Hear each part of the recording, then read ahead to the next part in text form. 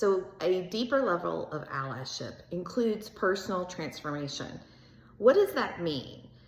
It's really about understanding who you are. So it's beyond kind of building the knowledge about a marginalized community and kind of learning the language. It's also understanding kind of what you believe inside, which can change over time, but really going back and doing some practices around self-awareness. And the cycle of socialization, which is behind me and I'm going to go over in the next video, is how you're going to do that. But before you do that, it's important to kind of remember some things. And I'm going to drop a blog post that you can look at as well, but some ways that dominant culture can be embedded in us. And there's only one way.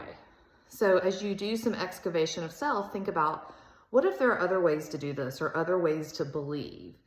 Another thing is to think about, when you get into either or, right or wrong, right or left, that's really dominant culture kind of pushing you into there has to be one thing. So think about that we're way more dynamic than two views.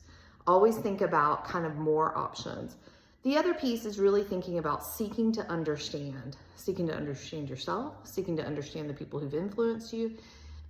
Stephen Covey used to talk about that a lot. And that's why it was such a transformational concept, is because so often we seek to hear what we want to hear, seek to hear, or listen so we can respond. But when we seek to understand, we're truly listening to the other person rather than focusing on our response.